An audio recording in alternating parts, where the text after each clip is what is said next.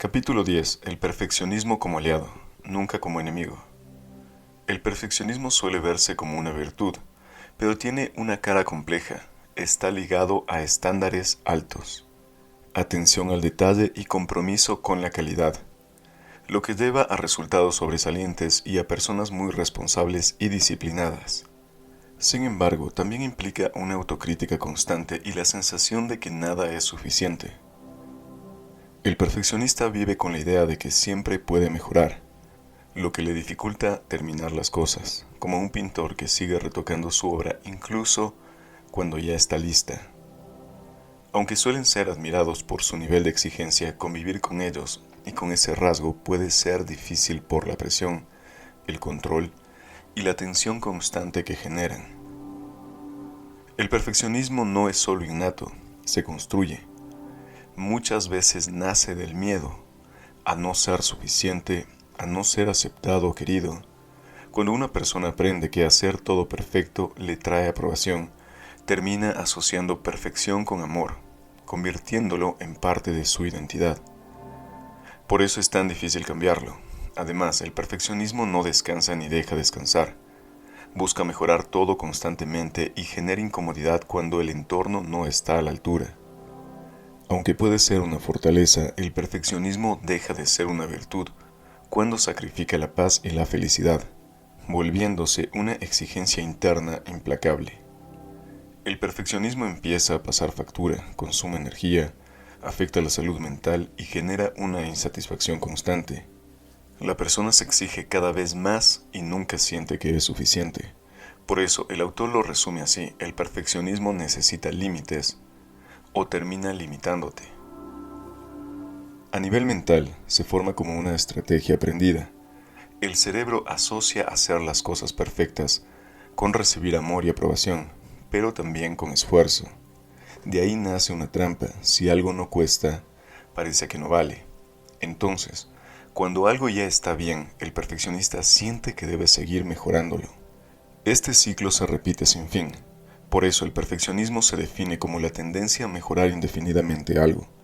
El problema es que la persona cree que su valor depende de eso, quedando atrapada en una espiral de exigencia y autocrítica, persiguiendo un estándar imposible, la perfección. Esta presión se intensifica aún más cuando se aplica al físico, generando una lucha constante contra algo que no se puede controlar completamente. El autor lo ilustra con una idea simple: perseguir la perfección es como correr tras una zanahoria inalcanzable. Sin embargo, no todo está perdido. El perfeccionismo también tiene valor, pero hay que entenderlo para que deje de ser una fuente de sufrimiento. Para explicarlo, el autor cuenta la historia de la vasija agrietada, una vasija imperfecta que perdía agua en el camino, pero gracias a eso regaba flores sin saberlo. Lo que parecía un defecto en realidad generaba belleza. La enseñanza es clara: nuestras imperfecciones no solo no nos quitan valor, muchas veces son precisamente lo que permite que surjan cosas valiosas. La perfección busca control absoluto, pero ese control limita. En cambio, aceptar las imperfecciones abre espacio a lo inesperado, a nuevas posibilidades y a una forma más libre de vivir. Probablemente todos hemos vivido alguna vez la experiencia de soltar el control, tal vez porque no teníamos otra opción o porque la vida nos obligó a hacerlo. Y cuando ocurre eso, muchas veces aparece una sensación muy curiosa: la sensación de que todo empieza a fluir. De repente las cosas ocurren con menos esfuerzo, las piezas empiezan a encajar y lo que antes parecía imposible empieza a encontrar su lugar. Entonces surge una pregunta importante: ¿cómo puede un cerebro perfeccionista reconciliarse con sus grietas? El autor dice que la clave está en redirigir el perfeccionismo, no en eliminarlo. Es decir, usar las habilidades del cerebro perfeccionista, pero orientarlas hacia otro objetivo. El objetivo es educar a nuestro cerebro para que entienda algo diferente: que lo perfecto no es controlar todo, que lo perfecto puede ser disfrutar de nuestros talentos, desarrollarnos y aceptar que no todo depende de nuestro control. Cuando el cerebro empieza a ver esto como el nuevo estándar, algo cambia. El objetivo deja de ser hacer las cosas perfectas y pasa a ser desarrollarse, crecer y disfrutar el proceso. El autor explica que si además lo que hacemos beneficia a otras personas, entonces el perfeccionismo empieza a transformarse en algo muy poderoso. Porque ya no está basado en la presión, está basado en el desarrollo y en el sentido.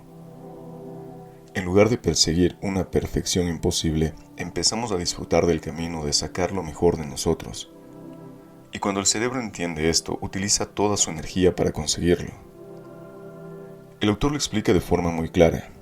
Dice que si le das una buena razón a un cerebro perfeccionista, ese cerebro va a poner toda su energía en lograrlo. Y la mejor razón que podemos darle es esta: desarrollar nuestros talentos y disfrutar haciéndolo. Entonces el perfeccionismo deja de ser una fuente de agotamiento y empieza a convertirse en una fuente de motivación. El autor también pone un ejemplo del deporte del alto nivel. En el deporte de élite, la técnica tiene que ser muy precisa.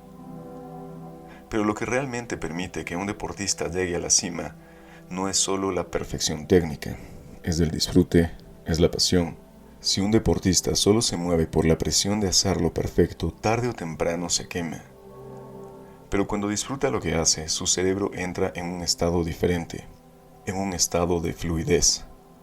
Y en ese estado el cerebro despliega su máximo potencial. El autor explica que el cerebro fluye cuando está a gusto, pero se bloquea cuando siente demasiada presión. Por eso, incluso en los niveles más altos de exigencia, el disfrute sigue siendo la base del rendimiento. De hecho, el autor lo resume en una idea muy simple. El éxito pertenece a los apasionados, porque la perfección por sí sola es una carga mental muy pesada.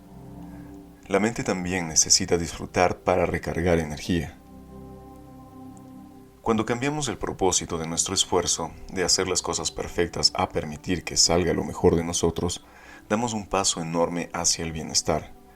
Entonces el perfeccionismo se transforma. El nuevo estándar ya no es la perfección absoluta.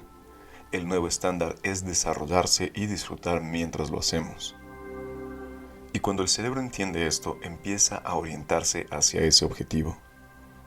El autor vuelve entonces a la imagen de la vasija agrietada. Cuando la vasija entendió que sus grietas hacían crecer flores, dejó de verse como defectuosa.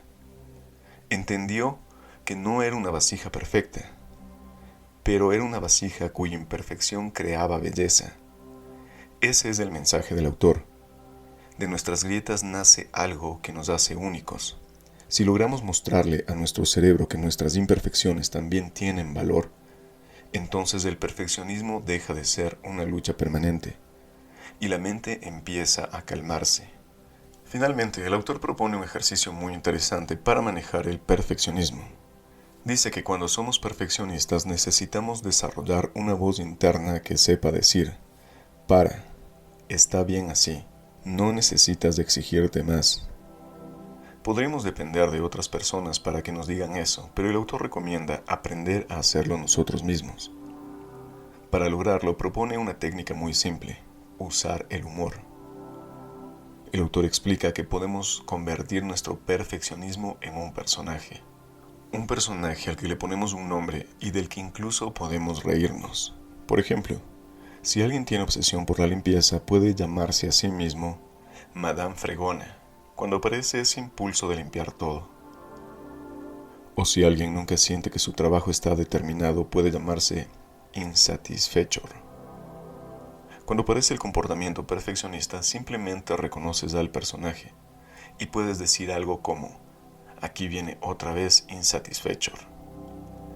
Este pequeño gesto cambia algo en el cerebro, porque cuando introduces humor, rompes el patrón de miedo que alimenta el perfeccionismo.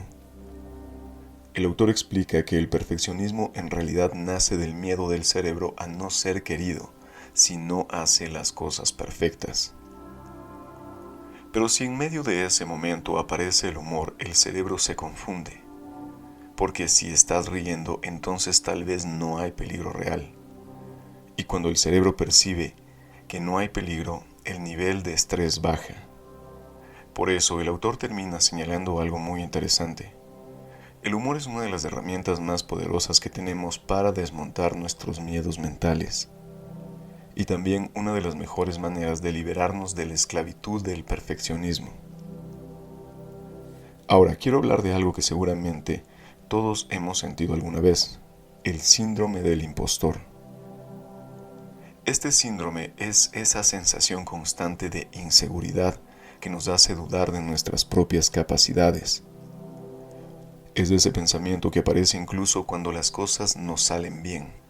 Las personas que sufren el síndrome del impostor sienten que su éxito no se debe a su talento o a su trabajo, sino a la suerte o a que han engañado a los demás. Viven con el miedo de que en cualquier momento alguien descubra que en realidad no son tan capaces como parecen. El autor explica que esta sensación puede ser muy frustrante, porque muchas veces te impide dar pasos hacia adelante, te frena, te hace pensar que no mereces el reconocimiento que recibes. Empiezas a sentir que los demás creen que eres bueno en algo, pero que en realidad tú estás engañando a todo el mundo. Entonces el autor plantea una pregunta muy interesante: ¿de dónde viene realmente esta sensación? Y explica que, una vez más, tiene que ver con cómo funciona nuestro cerebro. El autor dice que desde niños hemos aprendido a asociar algo muy concreto. Hacer las cosas bien significa que deben costar esfuerzo. En nuestra educación el esfuerzo ocupa un lugar central. Si algo nos cuesta, pensamos que lo estamos haciendo bien. Si algo no nos cuesta, pensamos que quizá no lo estamos haciendo tan bien. El esfuerzo obviamente es importante. El esfuerzo nos permite desarrollarnos, nos obliga a salir de nuestra zona cómoda y nos empuja a alcanzar lugares nuevos. Muchas de las cosas que logramos en la vida requieren esfuerzo, pero el problema aparece cuando el cerebro cae en una trampa. El autor explica que nuestro cerebro empieza a creer que solo si hay esfuerzo hay mérito. Y ahí está el error, porque en realidad también podemos hacer las cosas muy bien sin esfuerzo. De hecho, cuando algo no nos sale con facilidad muchas veces es porque nuestro cerebro ya ha aprendido a hacerlo muy bien. El autor pone un ejemplo muy claro: aprender a conducir. Cuando conduciste por primera vez probablemente te exigía muchísima atención y esfuerzo. Tenías que concentrarte en cada movimiento, en los pedales, en el volante, en el tráfico. Y cuando lograbas hacerlo razonablemente bien sentías orgullo, porque te había costado esfuerzo. Pero cuando llevas años conduciendo ya no sientes esa satisfacción cada vez que manejas. ¿Por qué? Porque tu cerebro ya ha automatizado esa habilidad. Conducir ya no requiere esfuerzo, y por eso tu cerebro deja de prestarle atención. Sin embargo, lo curioso es que ahora conduces mucho mejor que cuando empezaste. Este mismo proceso ocurre en muchos ámbitos de nuestra vida. Cuando dominamos una habilidad, el cerebro lo automatiza, y cuando algo está automatizado, deja de considerarlo importante, porque nuestro cerebro está constantemente buscando amenazas, desafíos, cosas que requieren energía. Entonces, cuando algo ya no exige esfuerzo, el cerebro lo considera algo normal. Aquí aparece el origen del síndrome del impostor. Cuando hacemos algo muy bien pero ya no nos cuesta esfuerzo, el cerebro se confunde, porque ya no puede usar su regla habitual: si me cuesta esfuerzo, lo estoy haciendo bien. Entonces aparece otra conclusión equivocada: no me cuesta esfuerzo, así que no lo estoy haciendo tan bien. Y empieza el desconcierto mental. Por un lado, los demás pueden reconocer tu trabajo, felicitarte, valorar lo que haces, pero por dentro tu cerebro no te da esa sensación de orgullo, porque ya ha automatizado esa habilidad. Y entonces aparece el pensamiento típico del síndrome del impostor: estoy engañando a los demás. Creen que soy bueno, pero en realidad no lo soy. Esto me salió bien por suerte. Otra vez no voy a ser capaz. Este conflicto se vuelve todavía más fuerte en personas perfeccionistas. Los perfeccionistas están muy pendientes del esfuerzo, porque su cerebro les ha enseñado que el esfuerzo es la señal de que están haciendo las cosas bien. Entonces, cuando algo deja de exigir esfuerzo, se desconciertan. Empiezan a pensar que tal vez no lo están haciendo bien. El autor también menciona algo que probablemente todos hemos visto. Seguro que alguna vez has admirado algo de alguien, su talento, su trabajo, su forma de hacer algo, y cuando se lo dices, esa persona se sorprende. Te responde algo como, ¿de verdad te parece tan bueno? Y tú piensas, ¿cómo es posible que no se dé cuenta de lo bien que lo hace?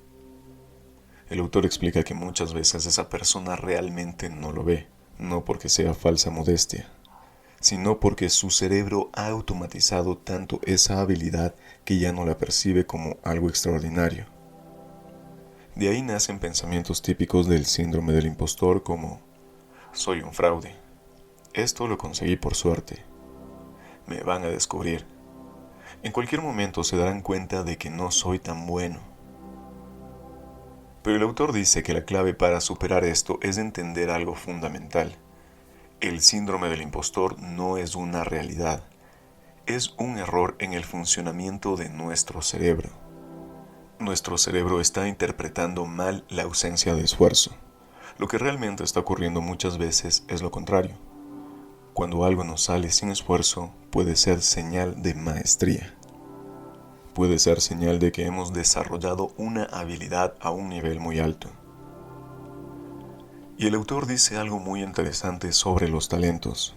Explica que nuestros grandes talentos, esas capacidades que todos tenemos en algún aspecto de nuestra personalidad, muchas veces no nos exigen esfuerzo.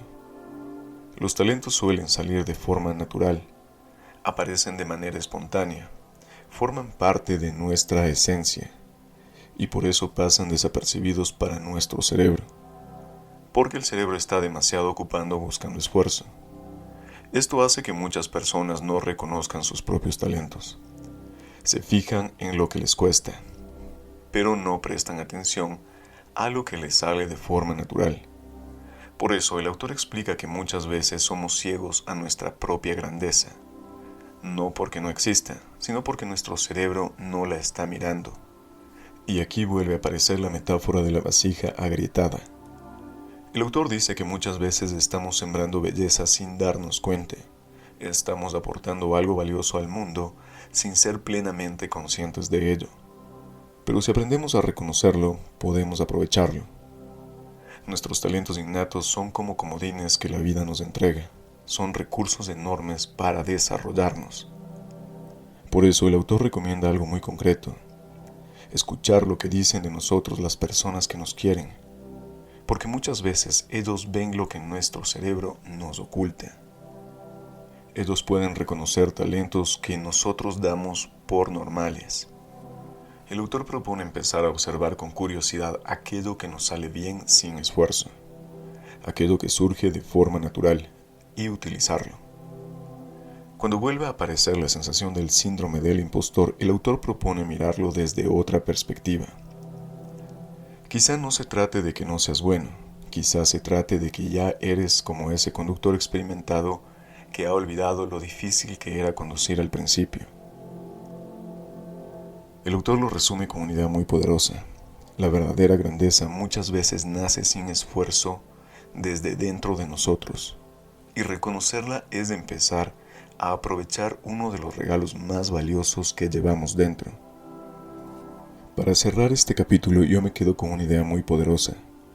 Muchas veces creemos que nuestro valor está en cuánto nos cuesta hacer las cosas, pero en realidad algunas de nuestras mayores fortalezas aparecen precisamente cuando algo nos sale natural, cuando ya hemos desarrollado una habilidad al punto de que fluye sin esfuerzo.